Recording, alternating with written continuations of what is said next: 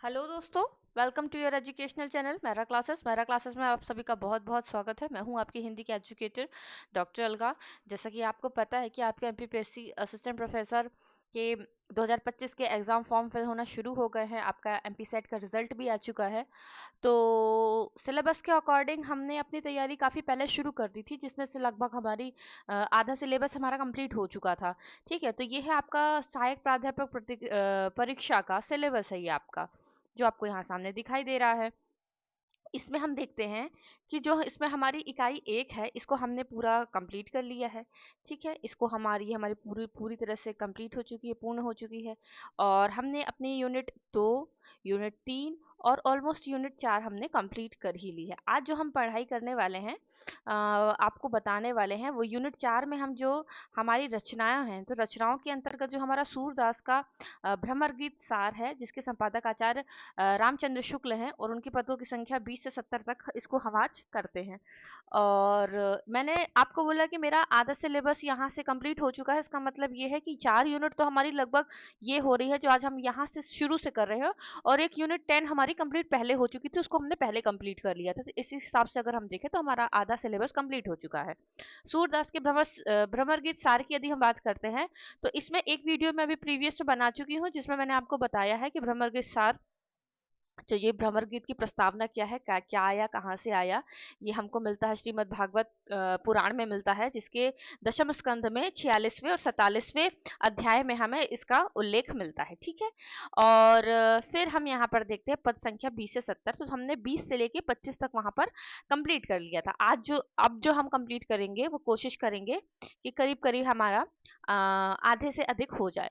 तो हम आज अपना कंप्लीट करते हैं 26, पद संख्या 26 से कंप्लीट करते हैं।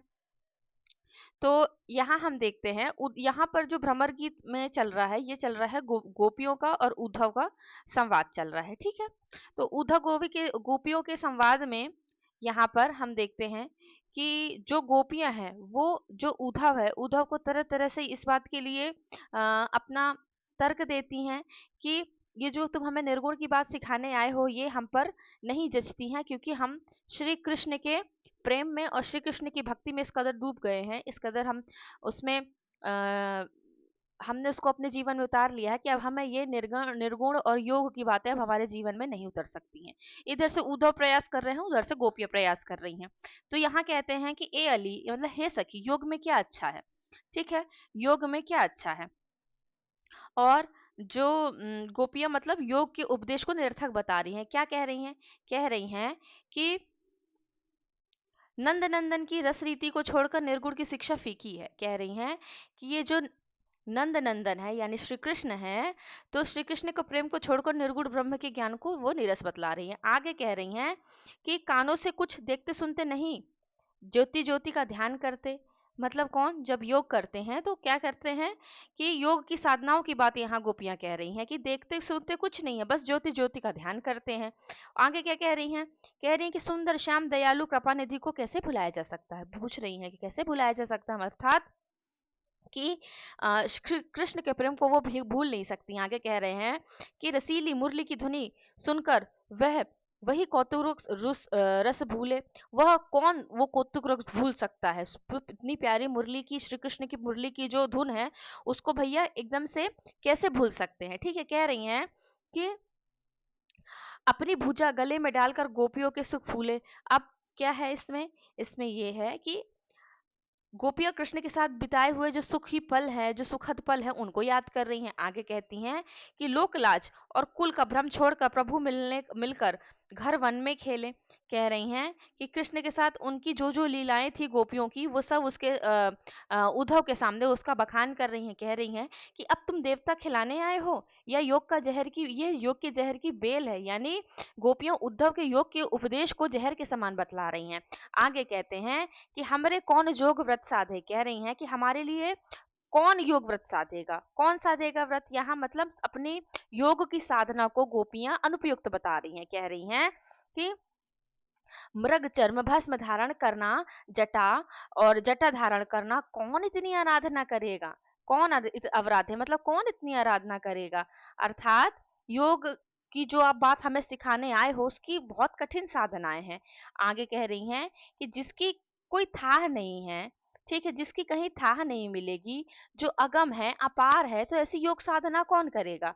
मतलब कि यह है कि वो निर्गुण ब्रह्म को अगम में बता रही हैं। आगे कह रही हैं कि गिरधर, गिरधर मतलब गोपियां, गिरधर लाल के छबीले मुख पर इतने बंधन कौन बांधेगा, यानी कि गोपियां कृष्ण के प्रेम को छोड़कर योग साधना को व्यर्थ बतला रही हैं। आगे कहती हैं कि आसन पवन भभूति मृगशाला ध्यान कौन आराध आराध करेगा, यानी कि योग, ये जो इतने कठिन है तुम्हारे ये इस योग को, इसको कोई नहीं साधेगा। सूरदास कहते हैं, सूरदास मानिक परिहरी, सूरदास कहते हैं कि माणिक को छोड़कर राख की गांठ कौन बांधेगा, यानी कि कृष्ण के प्रेम को माणिक और योग को राख बतलाया गया है यहाँ पर। आगे हम देखते हैं, कहते हैं हम तो दुही भांति फल पायो। गोपियां कह रही हैं कि भाई हमने तो दोनों प्रकार से ही फल पाया है। कैसे कह रही हैं कि यदि ब्रजनाथ मिलते तो अच्छा है, ना मिले तो भी अच्छा है। तो कैसे अच्छा है कि तो ना तरु नहीं मिले जग जस गायो, यानी जग में हमारा यश गाया जाएगा। ठीक है, कैसे कि कृष्ण से मिलने की आशा तो रखती है, और ना अगर ना भी मिलेगा उनको कृष्ण, कृष्ण से मिलन का उनको सुख ना भी मिलेगा, तो फिर भी उनके प्रेम के लिए, उनके लिए कि वो श्री कृष्ण की गोपियां हैं, उनके लिए प्रसिद्ध होना ये भी यश की बात है।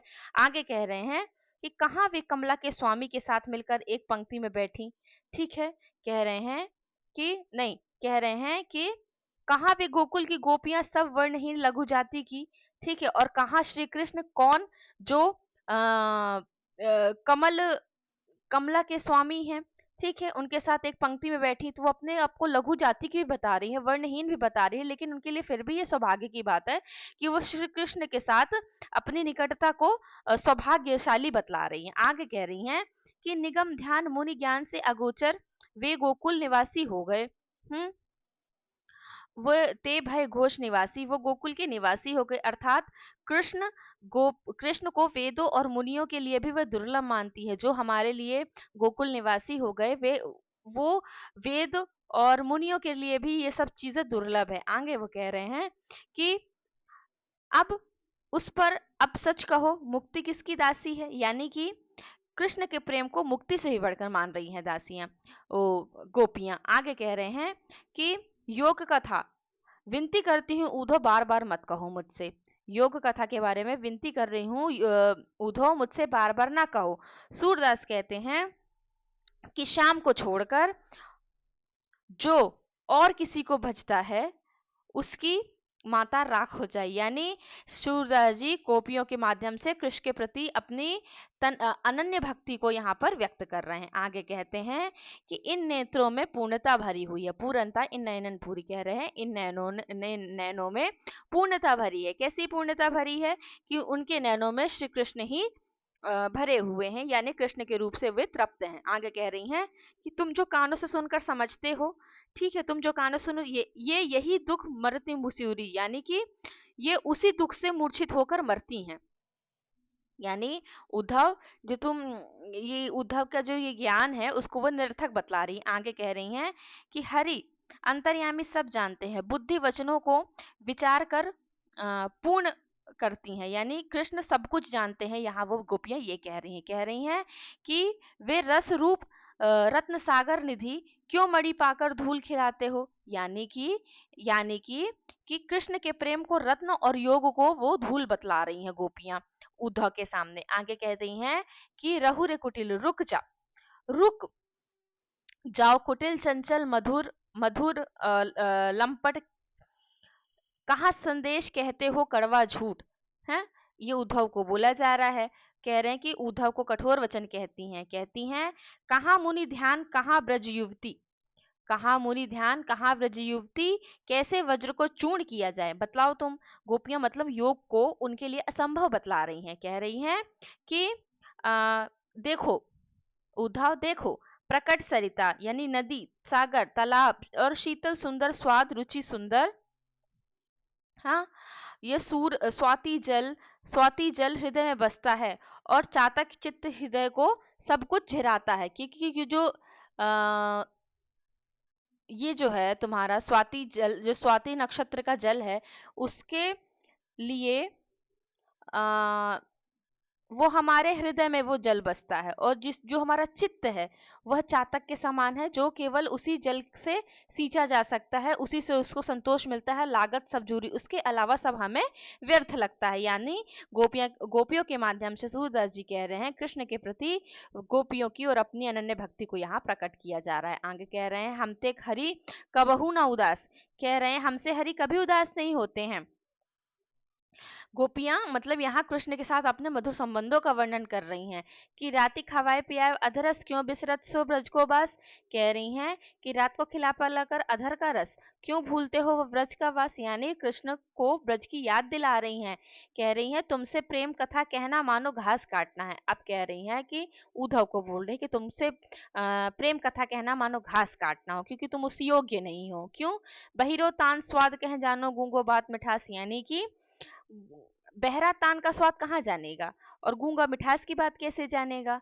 फिर सुनो सखी, फिर लौटेंगे वे सुख के विविध विलास की, हे सुखी वो मतलब यानी कि कृष्ण के लौटने की अभी भी आशा गोपियां रख रही हैं और कह रही हैं कि सूरदास कहते हैं कि ऊधो अब हमें 13वां महीना हो गया है। यहाँ समय और विरह अवधि की यहाँ पर बात की गई है कि सूरदास देखो हमको 13वां, सूरदास कहते हैं कि गोपियां को कृष्ण से बिछड़े हुए 13 मास हो गया है ऊधो, ये हमारे लिए विरह अवधि बहुत लंबी है। आगे कह रहे हैं कि तेरा बुरा कोई नहीं मानता, उद्धव से कह रही हैं कि वो उनकी बातों का बुरा नहीं मानती है। कहती हैं कि रस की बात हे मधु नीरस सुनो, रसिक होता है वह जानता है, यानी गोपियां उद्धव से प्रेम के लिए उसे अयोग्य बतला रही हैं कि तुम नहीं हो उस लायक।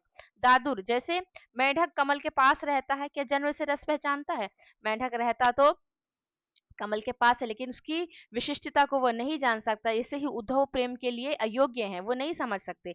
सखी, सखी अली मतलब सखी, अनुराग उड़न मन बांध्यो कहे सुनत नहीं काने, यानी कि अनुराग उड़ने का मन बांधे हैं, कहने पर कान से सुनती नहीं है। यानी कि क्या कह रही हैं कृष्ण के प्रति गोपियां अपनी अनन्य भक्ति को यहाँ पर दिखला रही। कह रही नदी सागर को चलती है लेकिन किनारे मूल वृक्ष तोड़ती है, यानी कि जब बहाव वो इतनी जो नदी है वो इतनी व्याकुलता में चलती है सागर से मिलने के लिए कि वह सब मूल वृक्ष को तोड़ती हुई जाती है। यानी कि आ, ऐसे ही गोपियां श्री कृष्ण के प्रति अपनी अनन्य भक्ति और अपनी प्रेम में व्याकुलता को व्यक्त कर रही हैं। कह रही हैं कि कायर के बकता है लोहे से भागता है, जो लड़ता है लोहते भांजे मतलब लड़ाई होती है। ठीक है, कायर भागता है लोहते भाजे लड़े से सूर बखाने, और जो लड़ता है उसके लिए सूरदास उनकी प्रशंसा करते हैं। यानी कि उद्धव को यहाँ जो गोपियां हैं वो कायर बतला रही हैं। आगे कहते हैं घर ही बाढ़े रावरे, यानी तुम तो घर में ही पले बड़े हो। ठीक है, तुम उद्धव घर में ही पले बड़े हो, तुमको सांसारिक ज्ञान से तुम अभी अनभिज्ञ हो। ठीक है, आगे कह रही हैं मित्र के वियोग में नहीं पड़े हो, नहीं ठीक कह रहे तुम वही मित्र के वियोग में नहीं पड़े हो। हे बावले सखी तुम अभी अनभिज्ञ हो, यानी तुम्हें भी विरह के अनुभव से तुम अभी वंचित हो। कह रही हैं कि भूखे मर जाएं पर घास नहीं चरते, सिंह का यही स्वभाव होता है। उसी प्रकार कृष्ण के प्रेम को छोड़कर वे यानी गोपियां किसी और का आश्रय नहीं लेंगी, जैसे सिंह घास नहीं खाता सेम वैसे ही। ठीक है, आगे कह रही हैं कि कानों को सुधा मुरली से पोषित किया है, युग का जहर मत पिलाओ, यानी कि श्री कृष्ण ने मुरली का अमृत पान गोपियों को करवाया है, अब तुम उनको योग का जहर मत दो। ऊधो कह रही हैं कि ऊधो हमें क्या सीख दोगे, हरि के बिना और कोई स्थान नहीं है हमारे लिए, यानी कि कृष्ण के बिना कोई ठिकाना नहीं है उनका। आगे कह रहे हैं कि सूरदास कहते हैं था रहित नदी में नाव लेकर क्या करोगे। जब कह रहे हैं कि सूरदास जी गोपियों के माध्यम से कहते हैं कृष्ण के बिना जीवन व्यर्थ है, जैसे था रहित नदी में नाव व्यर्थ है। आगे कह रहे हैं कि लरिकाई को प्रेम नहीं, ये यहाँ कह रहे हैं श्याम मुख देखे ही प्रतीति, श्याम का मुख श्याम का मुख देखते ही देखने से ही विश्वास होता है। प्रतीति यानी प्रतीति, यानी हमें श्याम का मुख देखने से ही विश्वास होता है, यानी कृष्ण के दर्शन से ही गोपियों को संतुष्टि मिलती है, योग ध्यान की बातों से नहीं मिलती है। जो तुम कह रही हैं तुम करोड़ों यत्न करके योग ध्यान की रीति सिखा रहे हो, यानी कि उद्धव से कह रही गोपियां कि वे चाहे कितना भी प्रयास कर लो उद्धव, उनको योग में विश्वास नहीं होगा। जो तुम कोटि यत्न करके योग ध्यान की बातें सिखा रहे हो, ज्ञान में कुछ भी समझदारी नहीं है, है ना? ज्ञान में कुछ भी समझदारी नहीं है।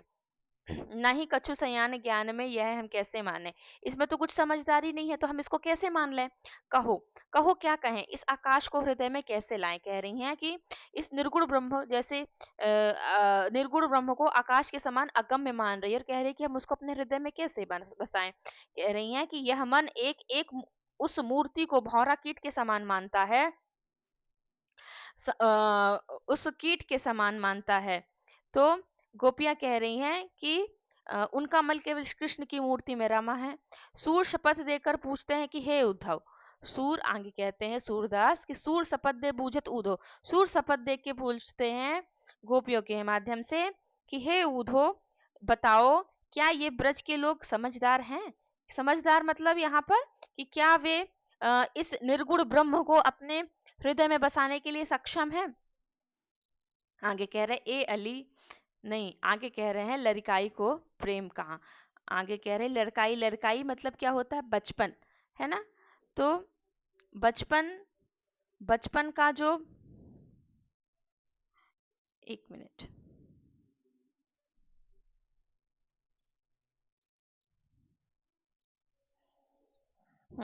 बचपन का प्रेम कहो सखी कैसे छूटे। लड़काई को प्रेम कैसे करके ये कैसे छूट सकता है हमारा?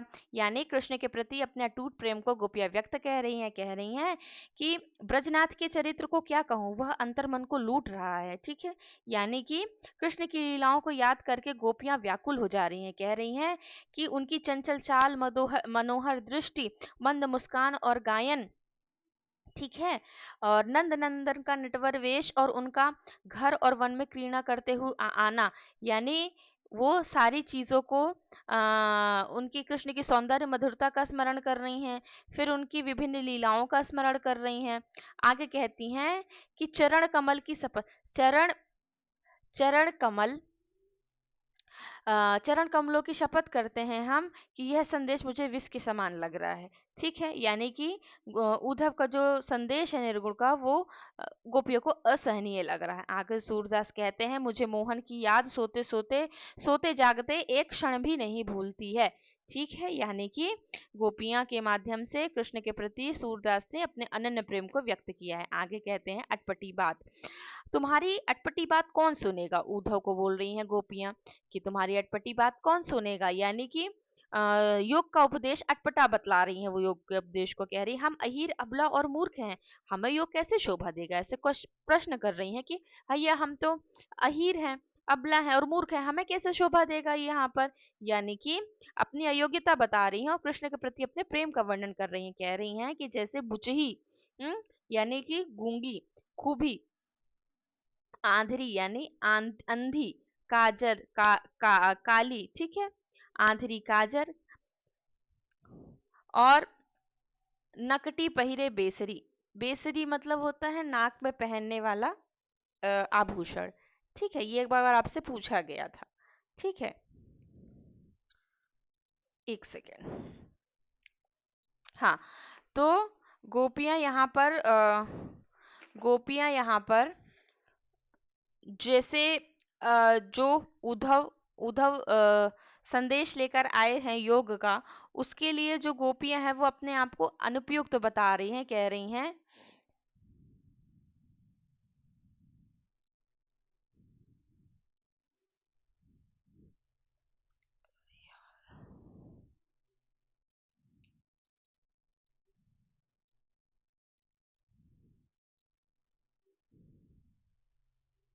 हम्म हम्म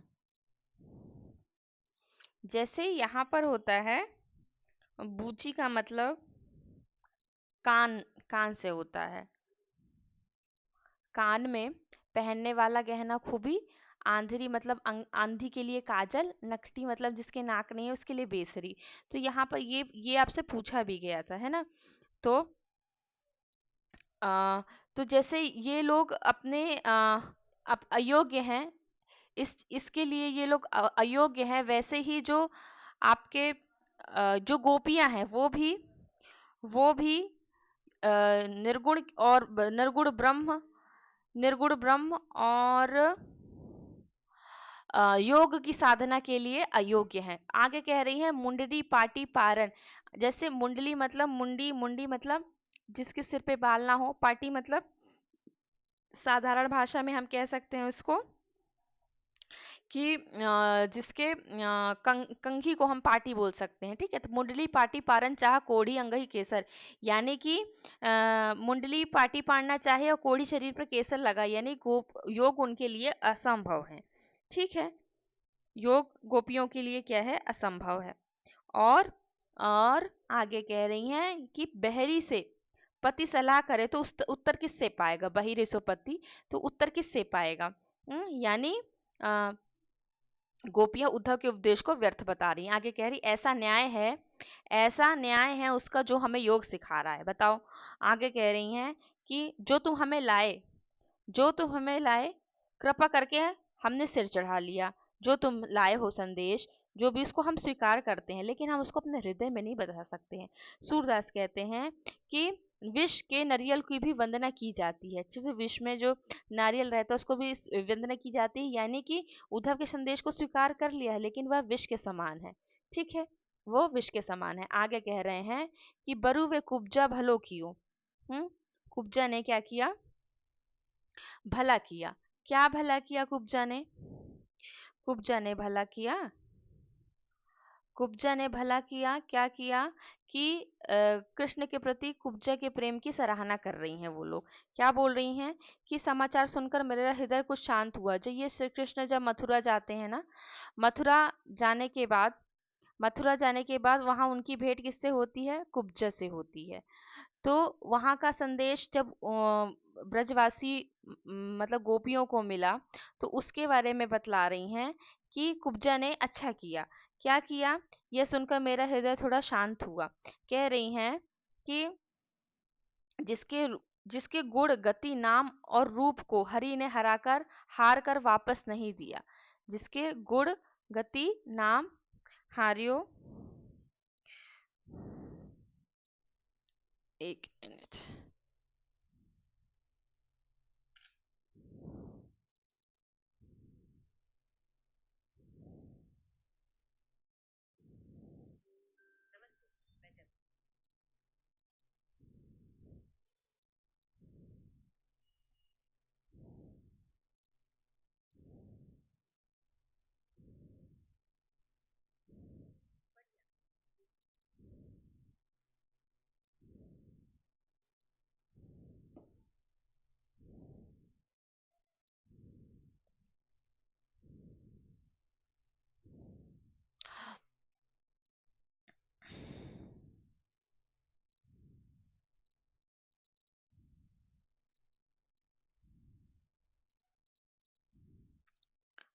ये पूरा प्रसंग है आपका। इसमें गोपियां जो हैं, कुब्जा जो दासी थी मथुरा की, उसकी प्रशंसा करती हैं, और भगवान कुब्जा ने भगवान की कृष्ण सेवा की और उनको प्रसन्न किया, जिसके बदले में कृष्ण ने उसे अपना प्रेम दिया। गोपियां कह रही हैं कि कुब्जा ने अच्छा किया जो कृष्ण को पा लिया। ठीक है, कृष्ण को पा लिया।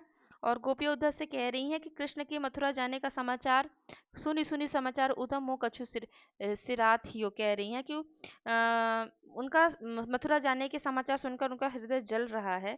कृष्ण ने उनके गुणों, उनकी गति, उनके नाम और उनके रूप को हर लिया है, लेकिन उनको वापस नहीं दिया। जाको गुण उनके नाम को हर लिया है, लेकिन उनको वापस नहीं दिया है।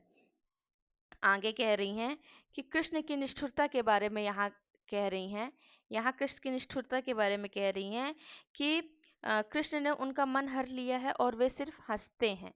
वो क्या करते हैं, वो सिर्फ हंसते हैं। और आगे कह रही हैं कि गोपिया के तुसूर तनक चंदन चढ़ाए। उस सौभाग्यता कुब्जा का प्रदर्शित कर रही है। कह रही है गोपियां कुब्जा के सौभाग्य का वर्णन करते हुए कहती हैं कि उसने केवल थोड़ा सा चंदन लगाकर कृष्ण को अपने वश में कर लिया, लेकिन जब ब्रज की सभी जो नागर नारियां हैं वो दासी बनकर रह गई। बाकी सब कौन है, बाकी सब दासी बनकर रह गई। ठीक है, तो इस जो पद में क्या है, कृष्ण के प्रति अनन्य प्रेम को और विरह की पीड़ा को और कुब्जा के सौभाग्य को आदि को यहाँ पर दर्शाया है। कुल मिला के वो ये कह रही हैं कि उद्धव जो है, उद्धव से कह रही हैं कि कृष्ण ने कुब्जा को तो अपना लिया लेकिन हमको भुला दिया, उन्होंने हमारा सब कुछ छीन लिया और हमें दुखी छोड़ दिया। कुब्जा ने तो बस थोड़ा सा चंदन लगाया था और कृष्ण को पा लिया, जबकि हम उनकी दासी बनकर भी उनको नहीं पा पाए। ठीक है। अब हम यहाँ देखते हैं जो हमारा आगे का जो हमारा है काहे के अंतर्यामी। अब यहाँ पर बोल रही हैं उनको, किसको, श्री कृष्ण को बोल रही हैं कि हरि, जो हरि हैं वो किस बात के अंतर्यामी है। मतलब श्री कृष्ण को जो सब बोलते हैं कि वो अंतर्यामी है, तो उस पर प्रश्न उठा रही हैं, उस पर प्रश्न उठा रही हैं। क्या उठा रही हैं कि हरि किस बात के अंतर्यामी है, हरि काहे के अंतर्यामी है। यदि हरि इस अवसर पर नहीं मिलते हैं तो लंबी अवधि बतलाते हैं, यानी कि यदि वे अंतर्यामी होते तो उनको हमारी पीड़ा का ज्ञान होता, मूल में ये है। और वे हमसे मिलने आते हुए कि वे कहती हैं कि कृष्ण ने मिलने की लंबी अवधि बताकर हमें व्यर्थ में आशा दी है। ठीक है, कृष्ण ने क्या किया है कि हमें लंबी अवधि बताकर व्यर्थ हमें आशा दी है। और क्या किया है, कृष्ण की निष्ठुरता को बतला रही हैं कि कृष्ण अपनी इच्छा से मथुरा चले गए और हमको निराश और बेकार छोड़ दिया है। क्या किया है, निरस और बेकामी, हमको निराश और बेकार छोड़ दिया है। वे कृष्ण को यहाँ पर निष्ठुर बतला रही हैं और दूसरों की पीड़ा को वो नहीं समझते, यहाँ पर ये कह रही हैं कि प्रेम का प्रकटीकरण कर रही हैं। वो कह रही हैं उनका प्रेम खट्टे आम की तरह है।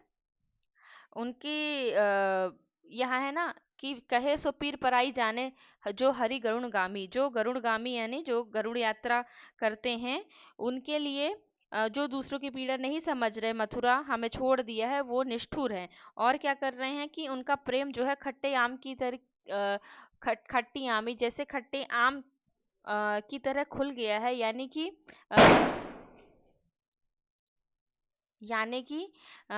कलई, कलई का मतलब होता है एक परत चढ़ना। तो जब किसी भी बर्तन में खट्टी आमी यानी खटाई चढ़ा दो तो उसकी कलई खुल जाती है, तो वो उतर जाती है। वैसे ही उनका जो भेद है वो खुल चुका है और प्रेम उनका अब जग जाहिर हो गया है। उद्धव से कह रही हैं कि उन्हें इस बात पर क्रोध आता है, कि इनको गोपियों को, कि उनको इस बात पर क्रोध आता है कि कृष्ण उनके प्रेम को नहीं समझते और उन्हें धोखा दे रहे हैं। क्या कर रहे हैं, उनको धोखा दे रहे हैं। ठीक है। यानी कि आगे कह रहे हैं कि बिलख जानी मानहु ऊधो प्यारे। आगे कह रही हैं कि बिलख जानी ऊधो प्यारे, यानी कि आ, हे प्यारे उद्धव, बुरा मत मानो। अब यहाँ पर उन्होंने क्या किया, कृष्ण की जो निष्ठुरता है उसको गुस्से में है गोपियां, और उन्होंने बताया है उद्धव को। अब आगे कह रही हैं कि उद्धव तुम बुरा मत मानो, हे प्यारे उद्धव तुम बुरा मत मानो। वह मथुरा जो जहाँ पर श्री कृष्ण गए हैं ना, वहां पर कह रही हैं, सांत्वना देते हुए उद्धव को कह रही कि हे उद्धव तुम बुरा ना मानो। वे बुरा ना माने क्योंकि मथुरा काजल की कोठरी है। वह मथुरा काजल की कोठरी, क्यों, जहाँ जो भी जाता है वह काला हो जाता है। तुम काले, हाँ। आगे कह रही हैं, कृष्ण के रंग के वर्णन करते हैं कि उद्धव काले, मैंने तुम काले, अक्रूर सुफल कसुत, यानी अक्रूर नाम है उनका, नहीं तो वो भी काले हैं, भौरा भी काला है। लेकिन इन सभी के साथ कृष्ण की शोभा और बढ़ जाती है, तिनके संग अधिक उनकी शोभा और बढ़ जाती है। आगे कह रहे हैं, कृष्ण के रंग की उपमा दे रही कह रही हैं कि गोपियां कृष्ण के रंग की उपमा देते हुए कहती हैं कि ऐसा लगता है मानो उन्हें नीले रंग के मटके से निकालकर यमुना में धोया गया हो। किसको, कृष्ण के रंग की उपमा दे रही हैं। आगे यमुना के रंग की उपमा दे रही हैं कि यमुना का रंग भी कृष्ण के रंग के कारण ही काला हो गया है। सूरदास जी कहते हैं कि कृष्ण के गुण सबसे निराले हैं। ठीक है, तो यहाँ मूल भाव क्या है, यहाँ ये है कि कृष्ण के रंग का प्रभाव यमुना के रंग में भी दिख रहा है। यानी कि यहाँ कृष्ण की भक्ति और गोपियों के कृष्ण का प्रेम का एक सुंदर उदाहरण हमें यहाँ पर दिखलाई दिया है। आगे कहते हैं कि अपने अपने स्वार्थ को सबको। अब अब यहाँ पर क्या दिखलाया गया है, यहाँ दिखलाया गया है कि कृष्ण अपने स्वार्थ, अब यहाँ पर अभी भी यहाँ पर वो जो गोपियां हैं वो श्री कृष्ण से गुस्सा है, और वो उनको अब और उलाहना दे रही हैं श्री कृष्ण को, कह रही हैं कि जो श्री कृष्ण है वो स्वार्थी हैं, तो वो अपने स्वार्थ के लिए उनको भूल गए हैं। आगे कहती हैं यहाँ पर कि अपने स्वार्थ को सबको, यानी कि अपनी विरह वेदना व्यक्त करते हुए कह रही हैं कि हर कोई अपने स्वार्थ के लिए काम करता है। अब उद्धव को कहती हैं कि मधुर रस लंपट कहकर चुप रहने के लिए कहती है, और उन्हें और कृष्ण दोनों को स्वार्थी बताती है। चुप कर ही रहो मधुर रस लंपट, यानी उद्धव को ऐसा बोल रही हैं। तुम देखे अरे वो, तुम देखो, वो मतलब श्री कृष्ण, तुम भी देखो और वो भी, क्या दोनों स्वार्थी हो तुम दोनों। गोपियां पूछती कि कृष्ण ने उनके लिए कोई संदेश और कोई संदेश क्यों नहीं भेजा, यही योग का संदेश क्यों भेजा। फिर कह रहे हैं कि कृष्ण पर आरोप करते हुए गोपियां कह रही हैं कि वे ब्रज की युवतियों को अपने साथ लिए घूमते हैं और खुद को बुद्धिमान समझते हैं, लेने फिरे जो भी तिनको बड़े सयानु दो। कह रहे हैं यहाँ पर, कह रहे हैं कि चतुरता का वर्णन कर रहे हैं, उनकी चतुरता का वर्णन कर रही हैं गोपियां कृष्ण की, कि वे ब्रज की युवतियों को अपने साथ लिए घूमते हैं और खुद को बुद्धिमान समझते हैं। अब ज्ञान पर उनके प्रश्न करके कहती हैं कि कृष्ण से पूछ रही हैं अब गोपियां कि अगर उनको ज्ञान था तो उन्होंने पहले ही उन्हें प्रेम का रस क्यों चखाया। अगर तुम आज हमें योग की बात सिखा रहे हो, योग ज्ञान की बात सिखा रहे हो, तो तुमको अगर श्री कृष्ण तुमको अगर पहले ही ज्ञान था तो तुमने हमें ये प्रेम का रस क्यों चखाया। अब कह रही हैं, अब उनके मन में यह निश्चय हो गया है कि जो होना है सो हो। ठीक है, तो गोपियां कहती हैं कि उन्होंने उद्धव से जो मान रखा था वह अब मिट गया है। ठीक है, यानी कि अब वो गोपियां अपने अभिमान को त्याग देती हैं। कहती हैं कि गोकुल, सूरदास कहते हैं कि गोकुल के नायक प्रभु अब चित्त की चिंता छोड़ दो। ठीक है, गोकुल के नायक अब अपनी चित्त की चिंता छोड़ दो, यानी कृष्ण से चिंता त्यागने का आग्रह कर रहे हैं। मतलब कि यहाँ कि हमने तुम्हारा मान छोड़ दिया है। यहाँ कुल मिलाकर गोपियों की विरह वेदना हमें यहाँ पर दिखलाई दे रही है। ठीक है, आगे हम देखते हैं आगे हम देखते हैं तुम तो कहत संदेश आनी। आनी मतलब आनी, हाँ एक मिनट, आनी मतलब दूसरा। ठीक है, तो यहाँ पर गोपियां फिर से उद्धव को कह रही हैं कि तुम जो संदेश लाए हो उस नंद नंदन से क्या करें, उनसे न लाभ है न हानि। उनसे क्या है, न लाभ है न हानि है।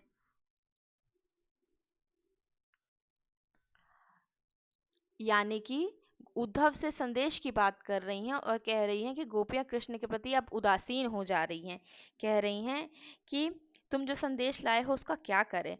नंद नंदन यानी कृष्ण से उन्हें कोई लाभ या हानि नहीं हो रही है। अब गोपियां उद्धव के द्वारा बताए गए योग गोपियां जो उद्धव के द्वारा बताए गए योग और युक्ति को अपने लिए व्यर्थ मानती हैं, भले ही वह महान सुख का स्रोत क्यों ना हो।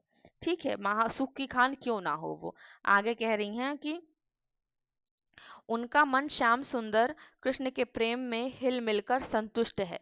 उनका जो मन है वो श्याम सुंदर के प्रेम में हिल मिलकर संतुष्ट है।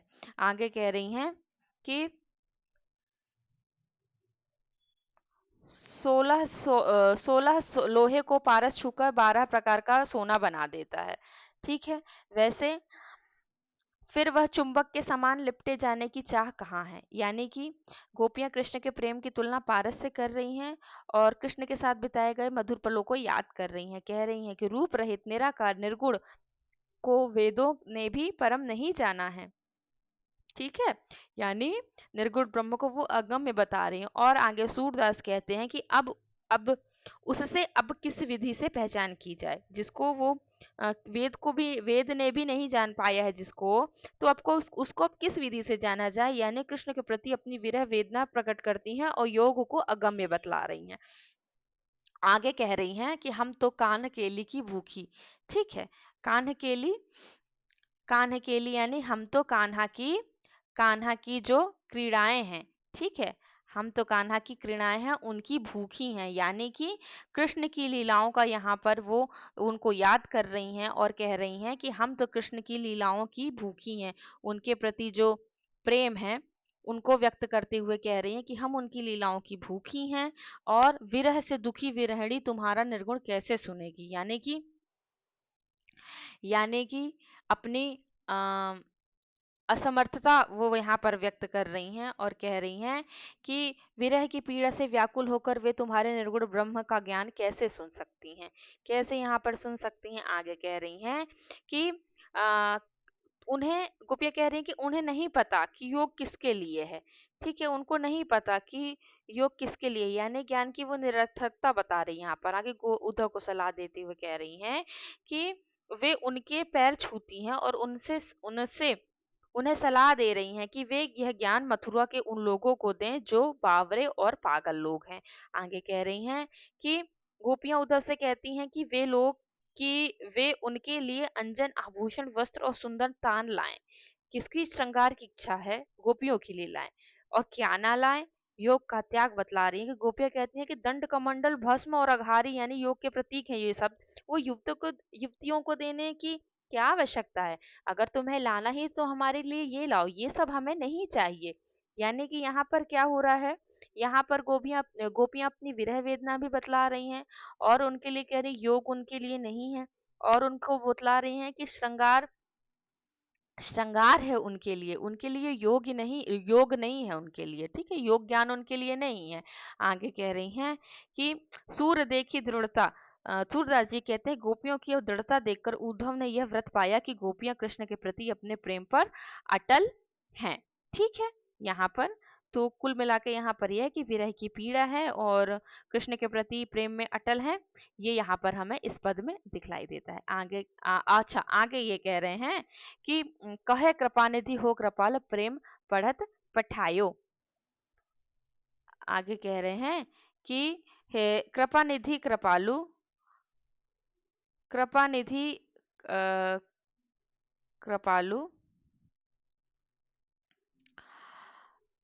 प्रेम का पाठ पढ़ाने भेजा है, यानी उद्धव गोपियों को बता रहे हैं कि श्री कृष्ण इन्होंने प्रेम का पाठ पढ़ाने भेजा है, उनकी प्रशंसा करते हैं और कहते हैं कि ये जो कृपा निधि कृपालु है उन्हें प्रेम पढ़त पठायो कि श्री कृष्ण इन्होंने ये सब बात बतलाने के लिए भेजा है। अब आगे कह रही हैं कि आँखियां हरि दर्शन की भूखी। ठीक है, आँखियां जो हैं, जो गोपियां कह रही हैं उद्धव से कि जो आँखियां हैं हमारी वो क्या है, वो हरि दर्शन की भूखी हैं, मतलब उनको अब श्री कृष्ण को देखने के लिए वो विवश हो रही हैं, कृष्ण के दर्शन के लिए वो व्याकुल हो रही हैं और कह रही हैं कि कैसे रहें, कह रही हैं कि उनकी आंखें कृष्ण के रूप और रस में डूबी हुई हैं, वे तुम्हारे रूखे योग संदेश को कैसे सुन सकती हैं। अब उनकी जो आंखें हैं वो व्याकुल हैं, उनको देखने के लिए तुम्हारा ये जो रूखा संदेश है वो वह कैसे सुन सकती हैं। आगे कह रही हैं कि अब नहीं, अवधि कह रही हैं कि जब वे कृष्ण के आने की अवधि गिन रही हैं तो गिन रही थी और एक टक मार्ग देख रही थी, तब उन्हें इतनी पीड़ा नहीं हुई थी, तब उनको इतनी नहीं पीड़ा हुई थी जितना गोपियां कह रही हैं, जितना उद्धव के योग संदेशों ने उनको व्याकुल कर दिया है, जितना योग संदेश ने उन्हें व्याकुल और दुखी कर दिया, इतना वो उनकी श्री कृष्ण की राह देखते हुए नहीं, उनकी अवधि गिनते हुए आने की अवधि देखते हुए उतना दुखी नहीं हुई थी जितना योग के बात सुनकर वो दुखी हो गई हैं। कह रही हैं उद्धव से कहती हैं कि उन्हें एक बार कृष्ण का वह मुख दिखा दें जब वे दोना पत्तल में दूध पीते थे। ठीक, पतूखी के मतलब दोना पत्तल होता है, ठीक है, पत्तल वाले जो पात पत्तों के जो दोना होते हैं वो होता है। ठीक है, आगे कह रही हैं कि सूर आगे कह रहे हैं, सूरदास जी कहते हैं कि गोपियां उद्धव के योग संदेश की तुलना सूखी नदी में हठ पूर्वक नाव चलाने से कर रही हैं। ठीक है, तो मूल भाव क्या है इसमें कि वही वेदना है, विरह वेदना है, और श्री कृष्ण गोपियां जो हैं कृष्ण के प्रेम में इतनी डूब गई हैं कि उनको संसार के किसी और ज्ञान या सुख की परवाह नहीं हो रही है यहाँ पर। ठीक है, आगे हम देखते हैं 43 में, देखते हैं, जाए कहाँ बूझी कुसलात। ठीक है, जाए कहाँ बूझी कुसलात।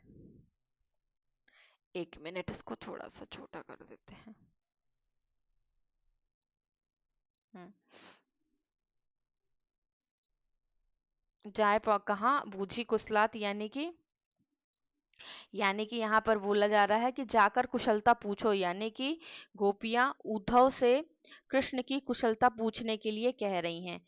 कृष्ण की क्या कर रही हैं, कुशलता पूछने के लिए कह रही हैं, और कह रही हैं कि जिसके ज्ञान ना हो वही तुम्हारी बात मानेगा। अब उद्धव को कह रही हैं कि जिसके पास ज्ञान ना हो वही तुम्हारी बात मानेगा, हम नहीं मानेंगे। क्यों? क्योंकि नाम काला, रूप भी काला, अंग और सभी काले। कह रही हैं कि ये हो गया, जाए कहो उनसे उनकी कुछ जाके ज्ञान न हुए। कह रही हैं कि वे जाकर कृष्ण से उनका कुशल समाचार पूछें, और जो ज्ञानी नहीं है वह तुम्हारी बात तुरंत मानेगा। ठीक है, वो जो ज्ञानी नहीं है वह तुम्हारी बात तुरंत मानेगा। कृष्ण का नाम, रूप और शरीर सब काला है। कृष्ण का जो नाम है सब काला है।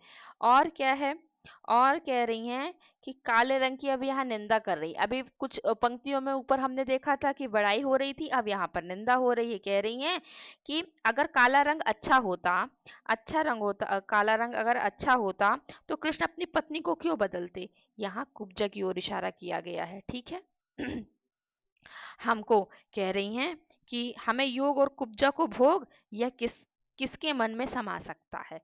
ठीक है, कि किसके मन में समा सकता है। आगे कह रहे हैं कि सूरदास जी कहते हैं कि जो कृष्ण की सेवा करते हैं वे अंत में पश्चाताप करते हैं। ठीक है, कह रहे हैं जो भी कृष्ण की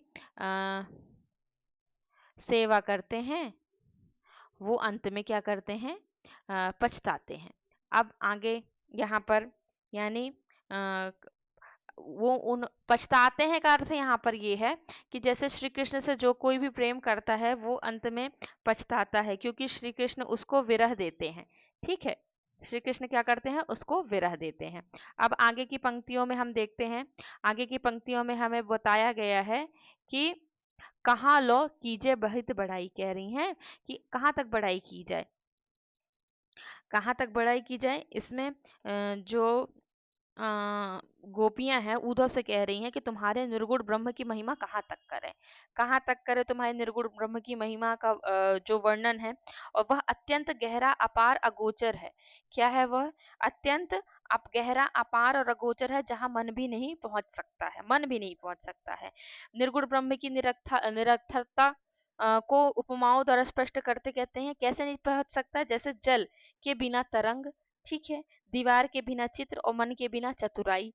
ठीक है, कहती हैं कि उद्धव ने ब्रज में एक नई रीति चलाई है।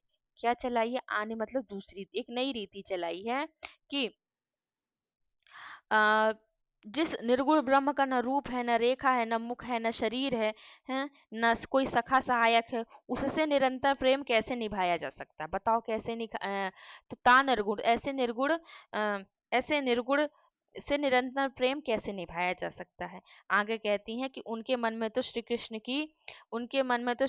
की मूर्ति बसी हुई है, उनके रोम रोम में उलझी हुई है। सूरदास जी कहते हैं कि गोपियां उस कृष्ण पर बलिहारी जाती हैं जो सदा सुख देने वाला है। ठीक है, यहाँ पर क्या है, यहाँ पर गोपियां श्री कृष्ण की जो गोपियों के कृष्ण के प्रेम की गहराई जो है वो यहाँ पर दर्शाई गई है। और कृष्ण के प्रेम में इतनी गोपियां डूब गई हैं कि उनको संसार के किसी और ज्ञान या सुख की परवाह नहीं है, वो केवल श्री कृष्ण के साकार रूप को और उनके प्रेम को ही सच्चा यहाँ पर समझ रही हैं। ठीक है, अब यहाँ पर है काहे को गोपीनाथ कहावत। ठीक है, यहाँ पर है काहे को गोपीनाथ कहावत। यहाँ पर अब गोपियां कह रही हैं, श्री कृष्ण को फिर से यहाँ पर उलाहना देते हुए कह रही हैं कि जो श्री कृष्ण है, ठीक है, वो क्यों गोपीनाथ कहलाते हैं। अब फिर से उनसे गुस्सा है, उनसे गुस्सा हो रही हैं और फिर उनको लाना देके ताना देके बोल रही हैं उद्धव से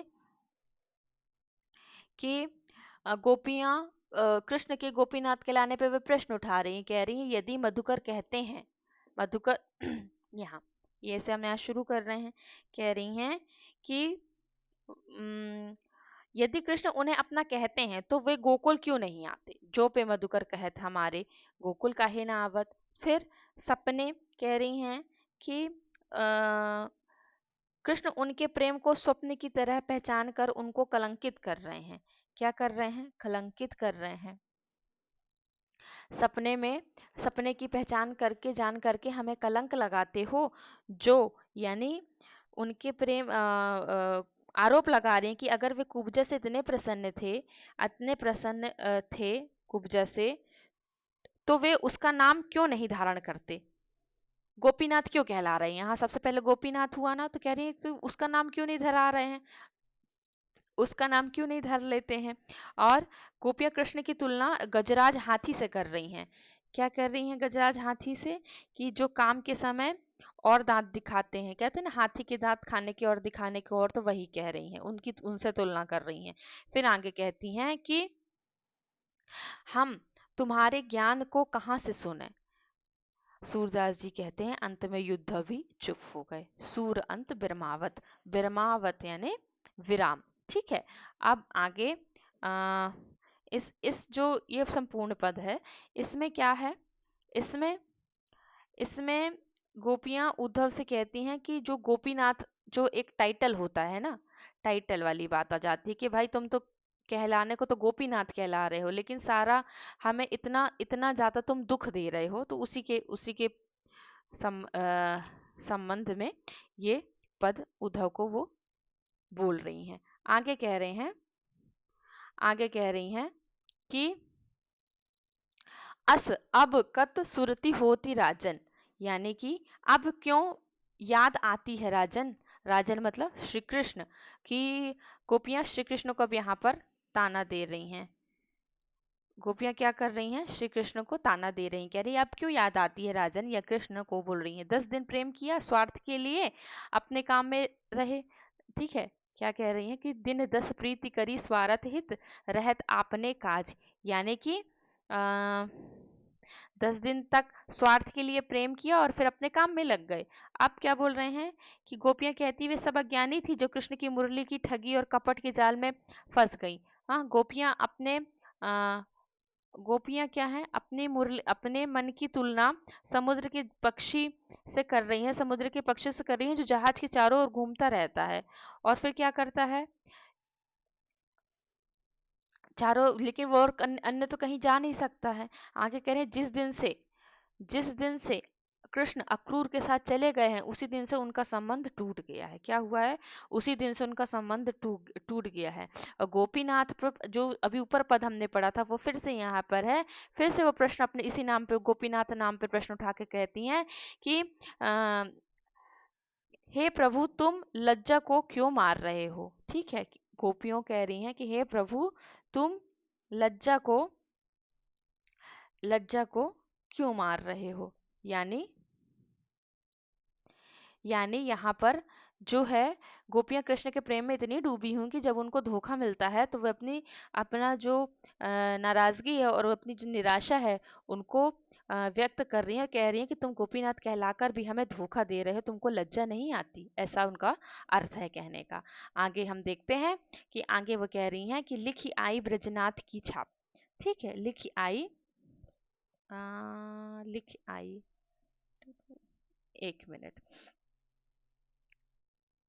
अ, लिखी आई ब्रजनाथ की, छोटा सा कर ले इसको। हम्म,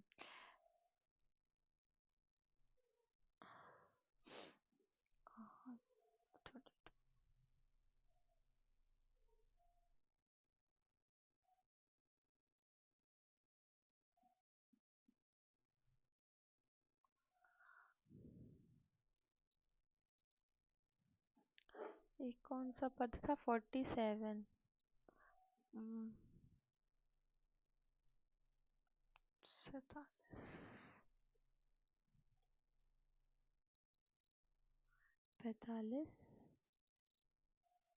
45, 46, 47। हाँ, यहाँ है कि ब्रजनाथ की छाप लिखकर आई है। यहाँ पर जो गोपियां हैं कहती हैं कि कृष्ण ने उनके भाग्य में विरह लिख दिया है। ठीक है, क्या लिख दिया है? विरह लिख दिया है। कैसे विरह लिख दिया है? कि उद्धव सिर बांधे फिरते हैं, देखकर ताप आता है। बांधे फिरत शीस उद्धव देखत आवे ताप। ठीक है, क्या है कि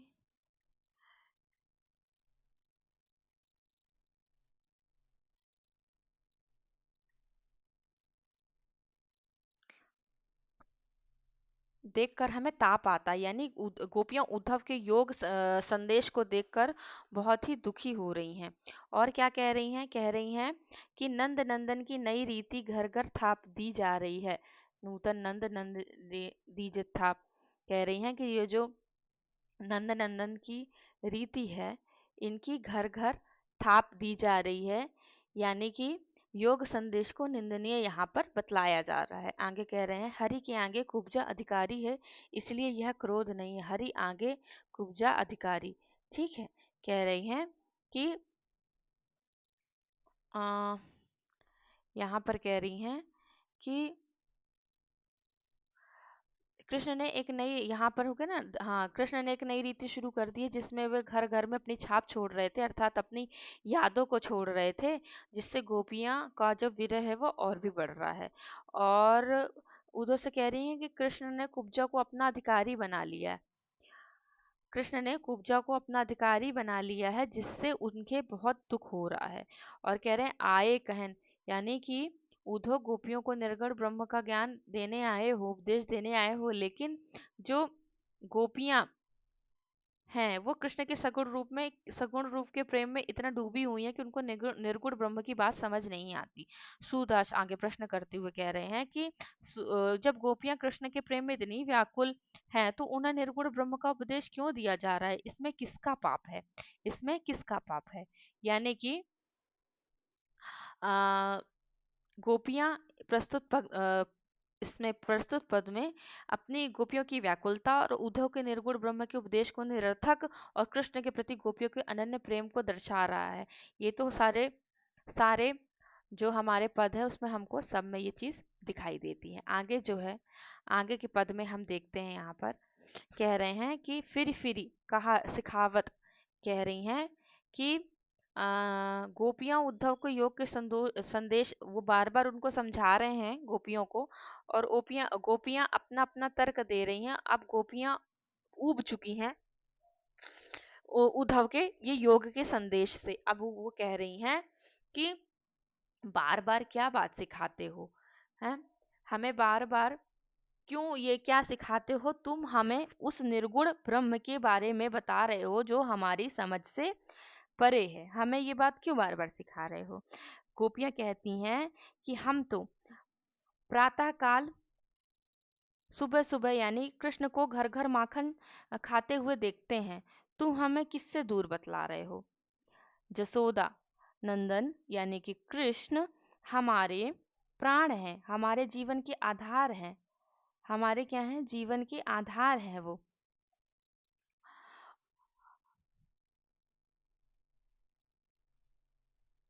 वे हमसे दूर नहीं है बल्कि हमारे अत्यंत निकट है वो। आगे कह रहे हैं कि गोपियां कह रही हैं कि कृष्ण बालकों के साथ माखन चुराते हुए और उन्हें खिलाते हुए घूमते रहते हैं। सूदास जी के प्रश्न करते हुए कहते हैं कि गोपियां इसके इस तरह से उत्तर सुनकर ऊधो सिर को धुन रहे हैं और चुप हो जाते हैं। अब तक उनके पास बोलने के लिए कुछ नहीं है। यानी कि इन पदों में गोपियों के कृष्ण के प्रति प्रेम और उद्धव के निर्गुण ब्रह्म के उपदेश को निरर्थकता दिखलाई गई है, और कृष्ण को अपने हृदय में बसाए हुए और उनके किसी और ज्ञान की आवश्यकता नहीं है।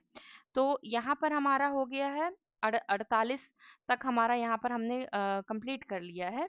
अब हमारा बचेगा, अब यहाँ पर हमारे बचेंगे 48 हो चुका है, तो अब हमारे बचेंगे 39 और 49 और 50, फिर उसके बाद बचेंगे हमारे 20 और पद। तो कोशिश करेंगे कि 20-22 पद हम अगले वीडियो में कंप्लीट करते, क्योंकि वीडियो फिर बहुत लंबा हो जाएगा। तो मिलते हैं हम अगले वीडियो में। आई होप आपको ये व्याख्या बहुत अच्छी लगी होगी। नहीं लगी होगी तो आपको अगर कोई अ, अ, आपको इसके शब्दार्थ में अगर कठिनाई आ रही तो आप प्लीज़ हमसे बताइएगा।